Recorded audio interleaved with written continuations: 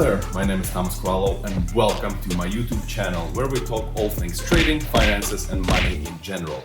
Now we're still in Dubai on our vacation/business trip, and today I'd like to talk to you about why is it better to rent an exotic car than actually own one. And right here in my pocket I've got a key to a nice piece of machinery.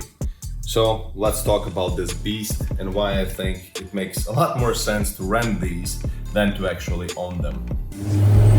So basically, it's, of course, everybody likes these cars. It is an immense amount of fun, yes, alright, but now if we think about it economically, then they do not make any sense, alright. I do have an exotic car, basically. I do have a Bentley, which I've spent a lot of money on, but that's exactly the reason why I'm making this video.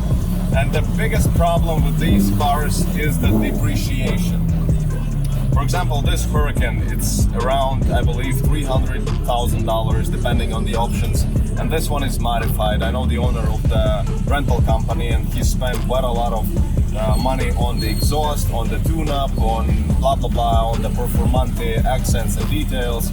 And this car is quite a few years old already, and it's worth probably maybe half of what it was worth initially. So it's about $150,000 loss in just a few years. Then if you calculate the incredible insurance expenses, the maintenance expenses, this car is incredibly expensive. So a few years you could be talking around $250,000.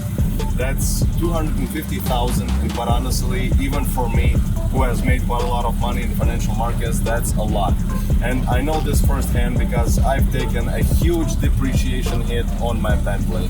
And quite honestly, if you made $100 million, then maybe you can be going out and buying these things brand new and not even giving a shit. But if you have a few million, these kinds of cars make no sense, and you cannot really drive them. For example, in Europe, the roads are completely horrible. This car is absolutely uncomfortable. It's fun for a few days, but that is it. I mean, if you're a smart investor, then you will actually consider investing your money further than spending $300,000 on a car. If you want to enjoy it, come to Dubai, spend a few $1,000s on renting one for a week or so, and that's it. Believe me, after a week, you will hate this car. You will hate the way it drives, the way the gearbox jiggles, the way that it handles. Just in general, it's not the best experience. It's fun at first, but at the end of the day, you're gonna be hurt.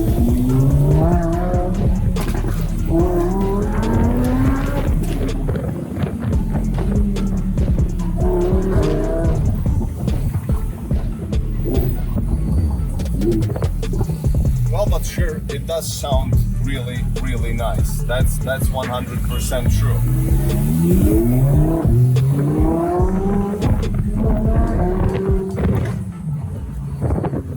But again, is this sound and this excitement for a few days worth spending a few $100,000? I don't think so. That's exactly the reason why a lot of smart people with a lot of money actually rent these. And it's not because they cannot buy them, but because it makes no sense to buy them. The world of exotic car rentals became so accessible. There are so many companies competing between each other and offering better and better prices that it just is the holy grail for anybody who wants to enjoy these cars but not spend a fortune. I'd rather have $300,000 extra in my trading deposit than park it in this depreciating, passive and horrible asset. So that's pretty much everything that I wanted to tell you about this car. But besides that, it's a lot of fun. If you're really into cars and you have a few million spare laying around, then sure, buy one, but just one. That's what I did. But I bought Bentley because I had to buy a car for Northern European roads, so I couldn't really buy something like this. And but I bought just one car. I didn't go crazy. I didn't go bankrupt on buying useless toys.